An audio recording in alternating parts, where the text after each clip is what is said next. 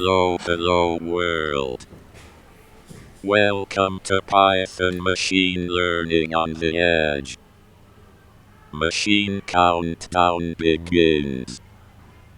0987654321. Hello world, good morning, good afternoon, good evening. Welcome back to Robothought Zero to Hero series. Alright guys, we are in a most exciting series, Python machine learning on the edge using Jetson Nano. Right, now we are on lesson number 14 and I am going to show you NumPy data types for machine learning. It's very important aspects. So in the last couple of videos I showed you different types of arrays, how you play around with the arrays and stuff like that. I hope you get comfortable. Now we will move into different types of data types in NumPy. So basically guys, by default Python has different kind of data types, like for example strings and integers and float and boolean and complex, right? NumPy, if you look at NumPy's carefully, this has some kind of extra data types in addition to on top of the data types which Python already has, right? And these refer to data types with one particular character, like like I for integers, right? It's not integers integers, but it's just I. It's that. So that's how the NumPy recognizes the short form, one single letter character. U for unsigned integer. Okay, that's how it works.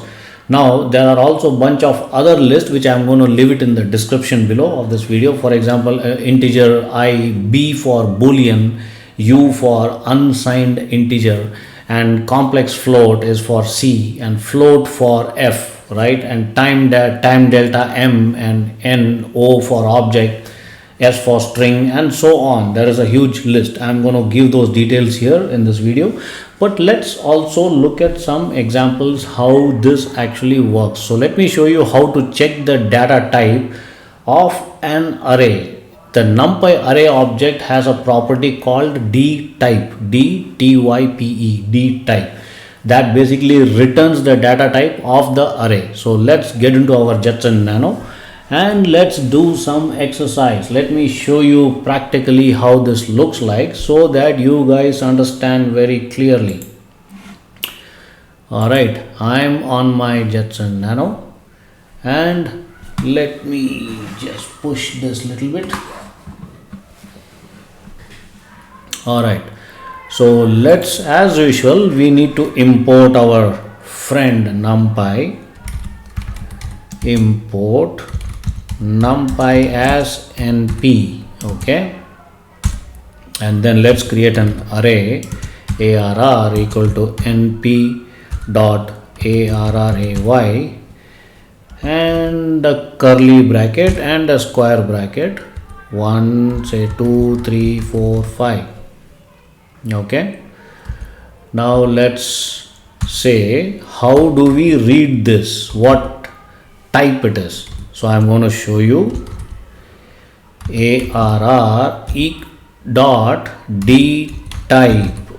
Okay, arr dot dtype, and now let's print and see what we can visualize the output. Let me right click.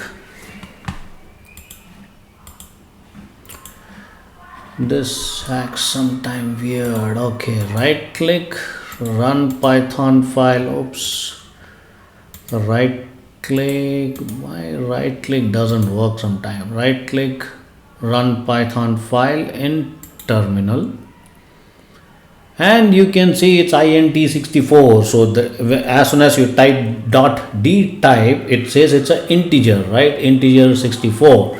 Now I'll tell you what that 64 means in the next few examples. You will understand what exactly that means. Alright guys, let me also show you a couple of more examples so that you guys get a complete hang of it.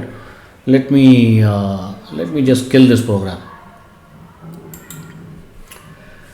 Okay, and now let's get the data type of an array which contains string. So we have the array. Now let's create a string here. Let's just delete this. It's better to do from scratch always. Now let's say np array, okay, curly bracket and a square bracket. Let's create a string here with a quote. Say Iron Man, comma, and then a quote, Avengers, and then comma and a quote, single quote. All right, remember this, guys. And then Hulk. Okay, now let's say print arr dot dtype. Okay, that is the function, that's the method we are calling, dtype, to check what kind of data type it is. Let me